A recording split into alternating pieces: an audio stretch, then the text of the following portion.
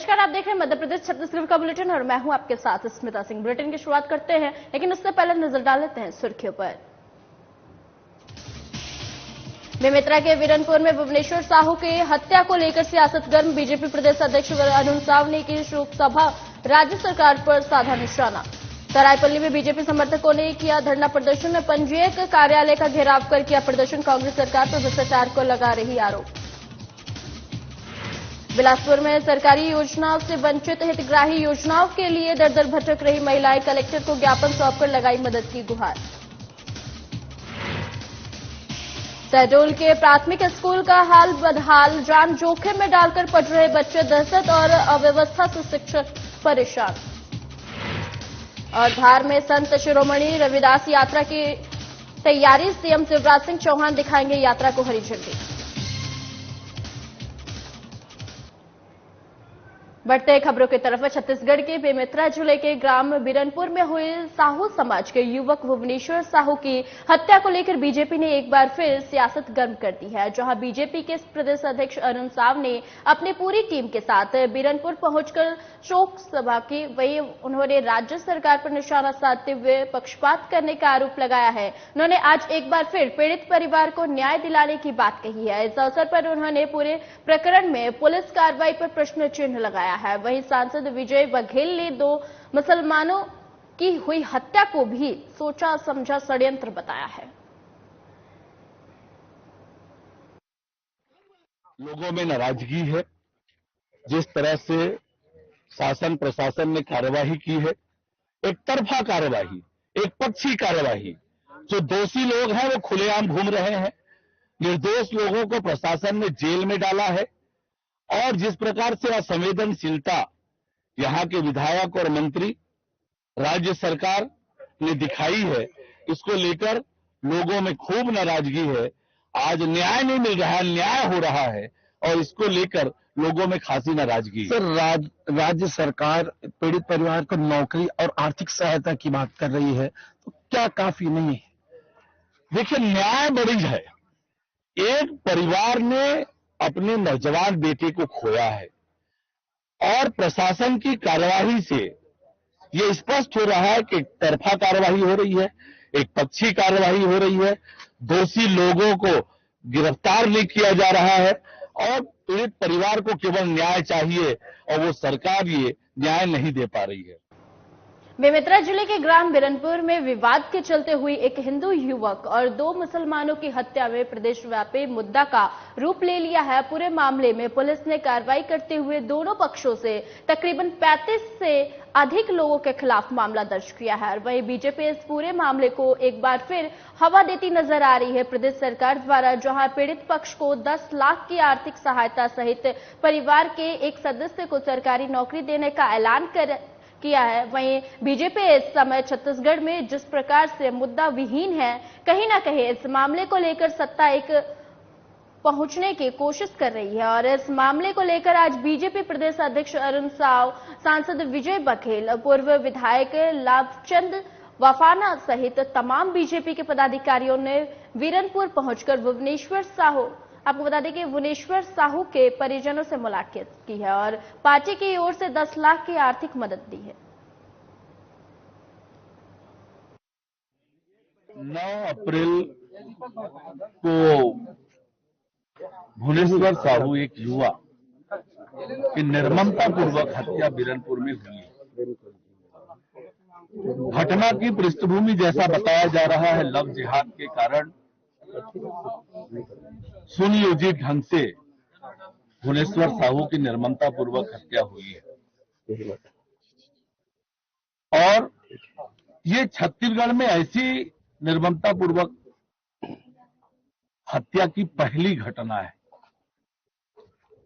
और इसलिए पूरा प्रदेश इस घटना को लेकर स्तब्ध है।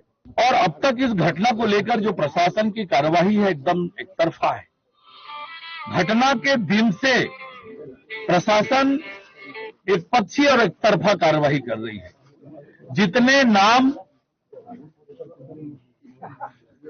पीड़ित परिवार ने और लोगों ने बताए हैं, उनमें से केवल 11 की गिरफ्तारी प्रशासन ने की है।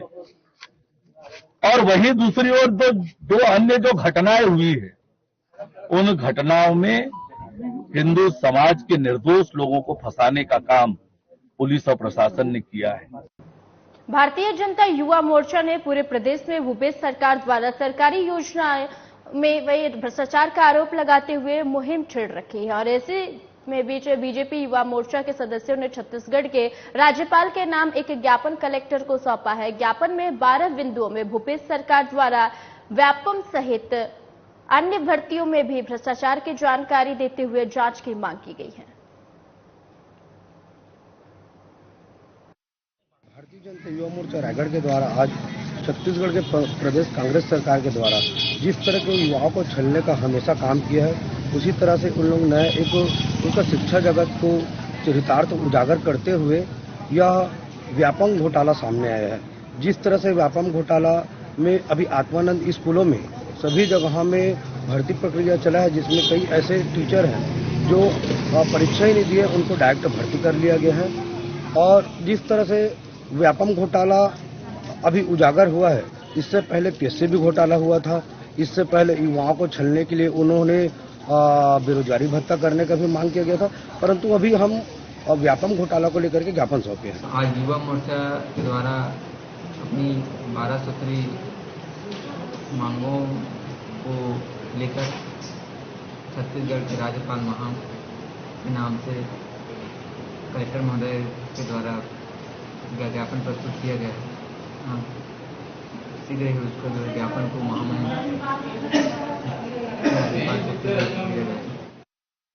भारतीय जनता पार्टी के सांसद चुन्नीलाल साहू, प्रदेश उपाध्यक्ष डॉक्टर सरला कोसरिया, जिला अध्यक्ष रूप कुमारी चौधरी और कई वरिष्ठ नेताओं और कार्यकर्ताओं ने सरायपाली के उप पंजीयक कार्यालय का घेराव करते हुए धरना प्रदर्शन किया। भारतीय जनता पार्टी के नेताओं और कार्यकर्ताओं का आरोप है कि सरायपाली उप पंजीयक कार्यालय में पदस्थ महिला अधिकारी द्वारा किया जा रहा भ्रष्टाचार चरम सीमा पर है। किसान से लेकर हर वर्ग के लोग जो रजिस्ट्री कराने आते हैं, उनसे मनमाना अवैध रूप से घूस लेकर भ्रष्टाचार किया जा रहा है। उन्होंने सीधा आरोप लगाया है कि सरकार और उनके विधायक और अन्य जनप्रतिनिधियों के संरक्षण में पूरा भ्रष्टाचार हो रहा है। अगरवा गुरुआ बारी भ्रष्टाचार के चार चिन्हारी, ये उसमें भी भ्रष्टाचार कर रहे हैं। गौ माता दिख रहे हैं कितना रोड में खड़ी है, कहां भटक रही है। बरसात के समय में ये गौ माता के लिए योजना लाए, गोठान का योजना, उसने भी घोटाला, उसमें भी अनेकों प्रकार के कुछ चीज इनके पास भी बचा है भ्रष्टाचार के लिए। ये रजिस्ट्रार ऑफिस में जो जिस प्रकार से भ्रष्टाचार चल रहा है, जो भी सरकार किसानों के साथ अन्याय करता है, किसान बर्दाश्त करने वाला नहीं है, किसान सुनने वाला नहीं है। और भारतीय जनता पार्टी के कार्यकर्ता चुप नहीं बैठेगा, डरेगा भी नहीं। जो छत्तीसगढ़ में कांग्रेस के शासन में जिस तरह से भ्रष्टाचार चरम सीमा पर है, भ्रष्टाचार का बोलबाला है, इस सरायपाली विधानसभा में जो रजिस्ट्रार मैडम है, इसके बारे में आप सब जानते हैं, सबको पता है कि यहाँ पे इतना ज्यादा घूसखोरी है। ये आम जनता का, किसानों का इतना शोषण कर रही है कि ये जब चाहे तब ऑफिस को खोलेगी, जितना टाइम मन जाए है बंद कर देगी और किसानों से इतना ज्यादा घूसखोरी कर रही है, लूट मचा रखी है। इसके खिलाफ हम लोग भारतीय जनता पार्टी के पूरे सरायपाली के विधानसभा के कार्यकर्ता और आम जनता के साथ आज हम सूचना देके इस कार्यालय का घेराव करने और तालाबंदी करने के लिए आए थे। सरायपाली विधानसभा में भारतीय जनता पार्टी के कार्यकर्ताओं द्वारा भ्रष्टाचार के विरोध में आज ये शंखनाद है और इसी कड़ी में भारतीय जनता पार्टी के कार्यकर्ता पंजीयन कार्यालय में आए हैं और इस पंजीयन कार्यालय में भारतीय जनता पार्टी के कार्यकर्ता जन आंदोलन के रूप में यहाँ पर इकट्ठे हुए और यहाँ पर आपको बताना चाहता हूँ कि भारतीय जनता पार्टी के कार्यकर्ता ही यहाँ पर उपस्थित नहीं हुए, यहाँ जनता भी उपस्थित हुई है। यहाँ आपके जो पंजीयन कार्यालय में जिस तरह से भ्रष्टाचार व्याप्त है, रिश्वतखोरी, कमीशनखोरी हो रहा है, उसके विरोध में हम सब यहाँ इकट्ठे हुए। यहाँ पे भारतीय जनता पार्टी के कार्यकर्ताओं द्वारा पंजीयन कार्यालय के घेराव के लिए इनका कार्यक्रम था, जिसमें उन्होंने एक शिकायत मुझे दी है, जिसके ऊपर हम जांच करके कार्रवाई अपने वरिष्ठ अधिकारियों को भेजेंगे। इसमें जो मेरे को आवेदन मिला है, इसमें कार्यालय बंद होने का बात कहा गया है, जिसके संबंध में जांच करूंगा।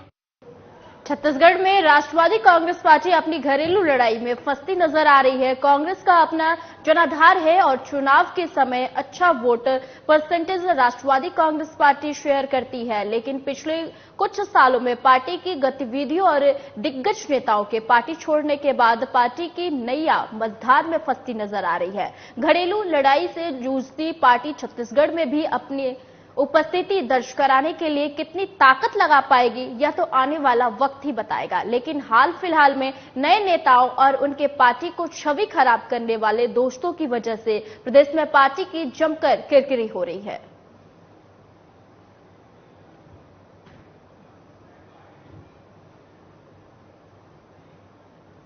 खबर शहडोल से है, जहां सुहागपुर जनपद के ग्राम पंचायत खन्नाट के पररिया टोला प्राथमिक स्कूल में बच्चे अपने जान जोखिम में डालकर शिक्षा ग्रहण करने जा रहे हैं। बता दें कि शासकीय स्कूल में आलम यह है कि बच्चे जैसे ही स्कूल में प्रवेश करते हैं उससे पहले उनको 5 बड़ी परेशानियों का सामना करना पड़ता है। सबसे पहले जमीन की और झूलती बिजली के तार, स्कूल के ठीक सामने बंद बोरवेल के खुले गड्ढे का खतरा।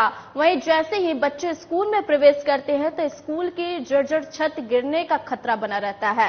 शिक्षक इस डर से उबर नहीं पाते और उन्हें मजबूरन सभी बच्चों को एक कमरे में रसोई के सामने बैठाकर पढ़ाना पड़ता है, जहां बच्चे गैस सिलेंडर पर बन रहे मध्याह्न भोजन के बीच पढ़ने को मजबूर हो रहे हैं। बच्चों को गैस सिलेंडर फटने का डर बना रहता है। इस स्कूल में कक्षा 1 से लेकर 5वीं तक के छात्र दहशत और अव्यवस्था के बीच पढ़ाई कर रहे हैं। जहाँ हम पढ़ते हैं वहाँ खाना बनता है, अब वहाँ गैस सिलेंडर धरा है, डर लगता है मुंह में छाप में गिर जाए, कापी धर के मुंह में पढ़ते हैं। क्यों सर पे कापी रख के पढ़ते हो? छत में गिर जाए। टूटी है क्या छत? हाँ, छत टूटी है। फिर कहाँ पढ़ते हो आप लोग? कमरे में। एक कमरे में सब कोई? हाँ, सब कोई। वहाँ क्या क्या होता है? खाना भी बनता है। और पढ़ते भी हो? पढ़ते भी हैं। खबर कैराना से है, जहां नगर में फल सब्जी विक्रेता अपने अपने ठेले सड़क पर लगाए रहते हैं, जिससे सड़कों पर गंदगी और यातायात प्रभावित होता है। इस समस्या को देखते हुए नगर परिषद की ओर से फल सब्जी विक्रेताओं के लिए अपने अपने ठेले लगाने के लिए एक निश्चित जगह दे दी गई है। साथ ही उस जगह पर विद्युत व्यवस्था, पानी की व्यवस्था, शौचालय आदि सभी व्यवस्थाएं कराई जा रही है। लेकिन इसके बाद भी फल सब्जी विक्रेता उस जगह पर जाने के लिए तैयार नहीं है और 2 दिन से अनिश्चितकालीन धरने पर बैठे हुए हैं और लगातार मांग कर रहे हैं कि वह जगह हम लोगों के लिए पर्याप्त नहीं है। हम धरना प्रदर्शन पर इसलिए बैठे, समस्त सब्जी फल ठेला वाले वर्तमान में जो काली माता का मंदिर है वहाँ पर सभी लोग ठेला लगाते थे, लेकिन यहाँ के प्रशासन द्वारा वो प्रताड़ित किया जा रहा है। उनको जबरदस्ती यहाँ से 1 किलोमीटर दूर 25 अस्पताल है, उसमें व्यवस्था ठीक नहीं है, ना ही पानी की व्यवस्था है, ना ही उसमें पार्किंग की व्यवस्था है। उस जगह के लिए उनको ध्वस्त किया जा रहा है कि वहाँ पर फल सब्जी की ठेला लगाया जाए, लेकिन जो ठेले वाले हैं उन्होंने स्पष्ट मना कर दिया है। उन्होंने क्या, अगर वहाँ ठेले लगते हैं जी तो हमारी जो रोजी रोटी चलती है, जो हम 200-500 रुपये महीने दिन का कमाते हैं, वो बिल्कुल भी हमारी बिक्री नहीं हो पाएगी, इससे हमारे परिवार का भरण पोषण नहीं हो पाएगा। इसलिए समझ ठेले वाले तो भीम आर्मी की टीम उनके साथ आज से धरने पर बैठी हुई है। भाई इस तरीके से हम ये जब हमारे सारे शहर के लोगों की इच्छा भी थी बरसों से कि हमारी सब्जी मंडी अलग से बनाई जाए, और आज सब्जी मंडी के और पूरे प्रयासरत है। आप और हमारा है कि सब्जी मंडी यहाँ आ जाएगी तो निवासरत जो आस पड़ोसी हैं घर के, जो सब्जी है फल है जो फेंकेंगे उससे बदबू आएगी। नहीं, हमारी परमानेंट हम अपनी ट्राली रखेंगे, ट्राली रख के शाम के शाम उसमें रखेंगे सारी ट्रॉली। और यहाँ पर जो आपकी थोक वाला चलेगा तो ये कम से कम यहाँ से मार्केट उधर जा रही है, तो नीचे के सारे दुकानों का यहाँ पर व्यापार और बढ़ेगा, जो वीरान टाइप का पड़ेगा। और इसके बाद में हमारे थोक व्यापार का आपने देखा, थोक व्यापार मेन सड़क पर लगाते थे, तो इसकी वजह से हमारा ट्रैफिक जाम रहता था। सारी बसें सहायता केंद्र की हम बस स्टैंड के अंदर लाएंगे, जिससे वहाँ के सारे लोग यहाँ से सब्जी लेंगे और फल फ्रूट वाले एक साइड में लगाएंगे, जैसे सेब फल मौसमी संतरा यहाँ लेंगे तो यहाँ सब्जी लेंगे, तो सारा व्यापार और ये पूरा मार्केट डेवलप होगा। सब्जी फल ठेले वालों के लिए शासन से निर्धारित अस्पताल में स्थान चयन किया गया है। उनको कई बार बोल दिया है, उनको दिखा भी दिया, उनको मीटिंग भी ले ली है और वो लोग सहमत भी हो गए और वहाँ हमने सब व्यवस्थाएं कर दी, जैसे लाइट है, बड़ी डस्टबिन लगा दी, पानी का कनेक्शन कर दिया और हम ये चाहते हैं कि रोड से हटके वो वहाँ से, मेरा ये कहना है कि जहाँ तक वो मेन रोड पे लगा रहे हैं उससे वहाँ बहुत अच्छी व्यवस्थित जगह है, पूरे कंपाउंड में बाउंड्री है, लाइट लगवा दिए, पानी के पीने की व्यवस्था है। पार्किंग के लिए रोड पे कौन सी पार्किंग थी? रोड पे तो कोई पार्किंग थी नहीं, वहाँ इतना बड़ा ग्राउंड है कि वहाँ पार्किंग भी अंदर हो जाए। बिलासपुर में मतदाता जागरूकता अभियान के तहत जिले के गांव, कस्बों और शहरों में मतदाता जागरूकता कार्यक्रम स्वीप चलाया जा रहा है। निर्वाचन आयोग के निर्देशानुसार मतदान के प्रति लोगों में जागरूकता लाने के उद्देश्य से स्कूली छात्र छात्राओं और स्वयं सहायता समूह के दीदियों और शिक्षकों के द्वारा जागरूकता रैली आयोजन किया जा रहा है। इसी क्रम में शहीद अविनाश शर्मा शासकीय कन्या उच्च माध्यमिक विद्यालय सरकंडा की छात्राओं ने अपने शिक्षकों के साथ मतदान जागरूकता अभियान के तहत रैली निकाली और शासकीय उच्चतर माध्यमिक विद्यालय चक्करभाटा की छात्राएं भी बड़ी संख्या में रैली निकालकर इस जागरूकता अभियान में शामिल हुई। छात्रों ने रैली के माध्यम से नागरिकों को निर्वाचनों में अपने 100% मतदान का उपयोग करने और मजबूत लोकतंत्र में सबकी भागीदारी का संदेश दिया।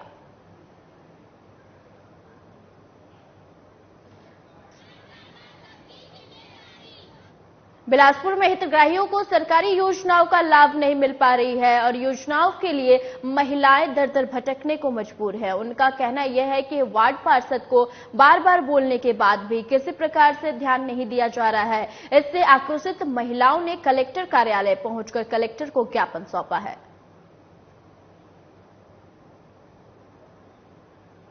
हाँ, नल के किनारे मेरा पानी चला रहे थे, नाली वाला वो पाइप जाते थे, पानी में गंदा पानी आते, वो गंदा पानी पी पी के हमारे ओकरा मनखे मन बीमार पड़ा थे। भाई आप मन जरूर करके ओकरा नवा बोरवेल से लगा बाबा, प्लीज प्लीज आप मन से विनम्र निवेदन है। ये हमारे सुविधा नहीं मैम 20 साल हो गए। पार्षद तो सुविधा वगैरह नहीं रही से, अब वो पौधा खाद के है डिपो से आते भाई, अब अगर पार्षद की सुविधा ही बना दी तो वो बढ़िया है। राजस्व सरकार वो 44 वार्ड में आते, शिकायत करे तो वो हमें करवा दूं बोली से, लेकिन नहीं करवा था। अभी संशोधन मिली से कि करवा दूंगी। नारायणपुर के कंदौला पहुंचे नवनियुक्त प्रदेशाध्यक्ष दीपक वैद्य, जहां कांग्रेस कार्यकर्ताओं ने उनका भव्य स्वागत किया। नए अध्यक्ष को अपने बीच पाकर कार्यकर्ताओं में खुशी की लहर थी। रिमझिम बारिशों के बीच कार्यकर्ताओं ने डीजे के धुन पर नवनियुक्त प्रदेशाध्यक्ष का फूलों की माला से स्वागत किया। इस दौरान भानपुरी में सांसद दीपक वैद्य ने कार्यकर्ताओं को संबोधित करते हुए कहा कि बस्तर और प्रदेश का एक एक कार्यकर्ता कांग्रेस का प्रदेश अध्यक्ष है। 2018 की तरह 2023 के चुनाव में भी बीजेपी को उखाड़ फेंकना है। लड़ेंगे और जीतेंगे का नारा लगाते हुए उन्होंने कहा कि हमें दोबारा नारायणपुर में चंदन कश्यप को भारी मतों के साथ विधायक बनाना है। इस दौरान कार्यक्रम में कांग्रेस पदाधिकारी सहित हजारों कार्यकर्ता उपस्थित रहे।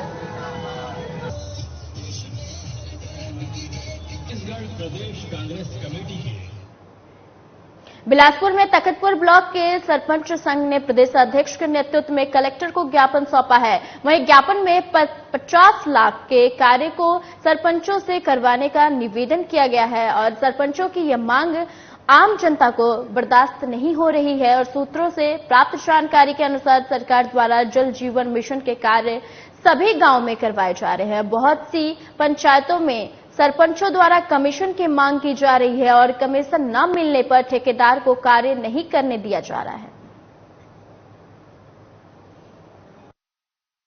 अभी हम लोगों ने कमिश्नर साहब को ज्ञापन दिया है और ज्ञापन में ये उल्लेख किया है कि जो ग्राम पंचायतों को छोटा छोटा काम है जिसको आरईएस को दे दिया गया है, हम उसी के विरोध करने के लिए कि इनको पुनः ग्राम पंचायतों को दिया जाए, जो कि ग्राम पंचायत का स्वाभाविक अधिकार है।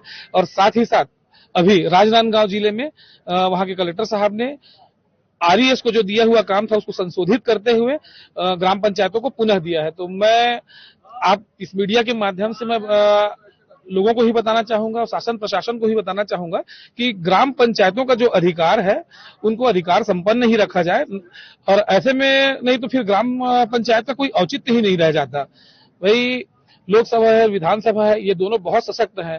तो उसी प्रकार से तीसरी कड़ी ग्राम सभा है, जो कि विकास का अंतिम जो काम है, लोगों जो अंतिम व्यक्ति है वहां तक विकास कार्य को पहुंचाता है।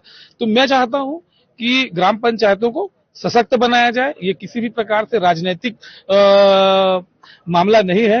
और मोला WPM के रोड मिले है 21 लाख 22,000 के। अब ओला कार्य आदेश तो मोला मिले है, एजेंसी मोला बनाएंगे है सरपंच ला, लेकिन ओला कहा थे विधायक का करूँ। अब मैं बोले हम जाके वहाँ इंजीनियर से कि मतलब लेआउट करो, वो बोलते जा मतलब SDO सर से का। अब SDO सर फिर गए हैं तो वो कहते हम तय काम करबे तब मैं मतलब मूल्यांकन सत्यापन नहीं करूँ, ऐसे बोली से।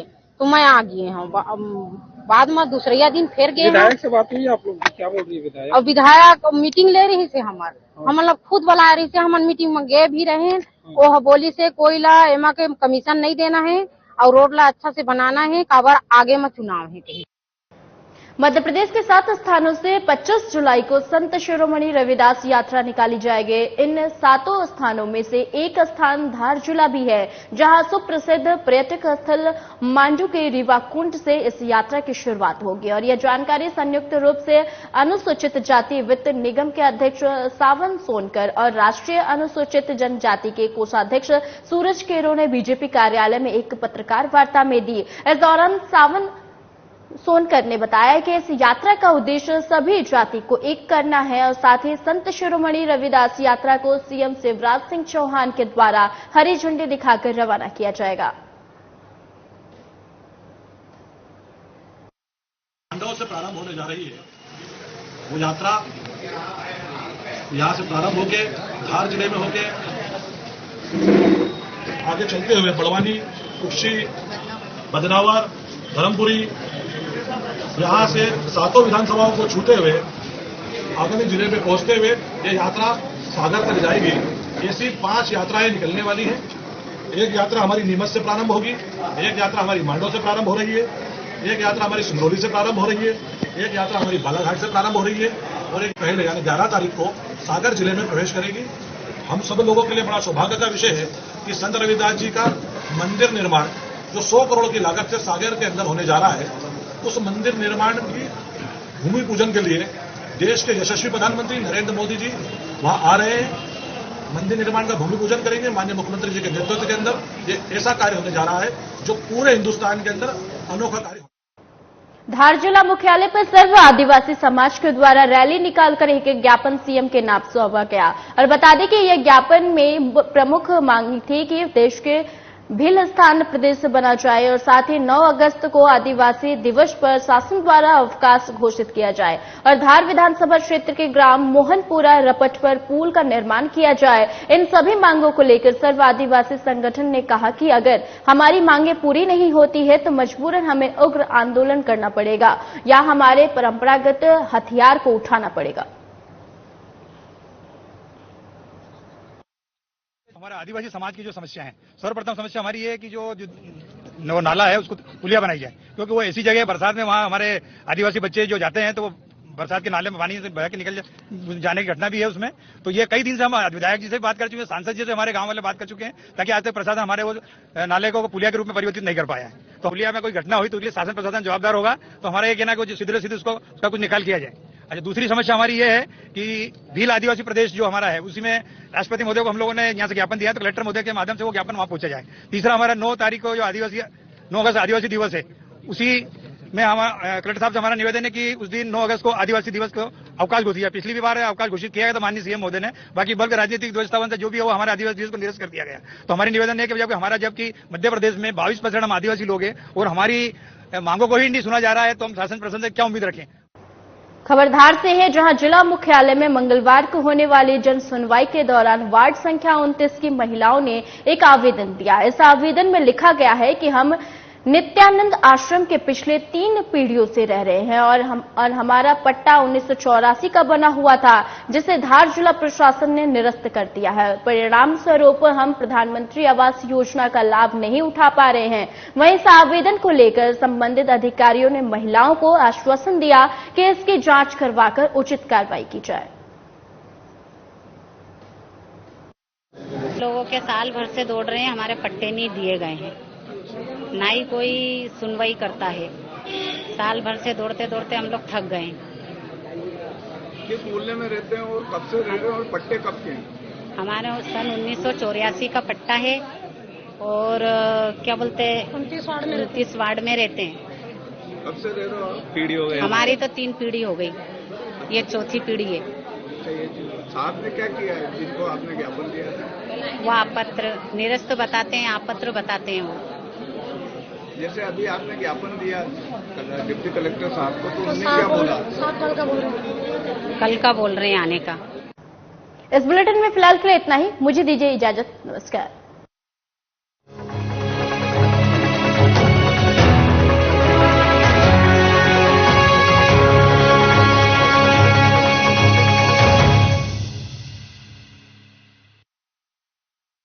क्या आप दुबले पतले कमजोर हैं? आपकी सेहत नहीं बनती, भूख कम लगती है, वजन नहीं बढ़ता? दरअसल मेन बात खाना पीना खाना नहीं है, मेन बात है खाया पिया लगना। और अगर खाया पिया लगेगा ही नहीं तो आपकी सेहत बनेगी कैसे? इसलिए हमारी संस्था सन्यासी आयुर्वेदा ने एक ऐसी दवा का निर्माण किया है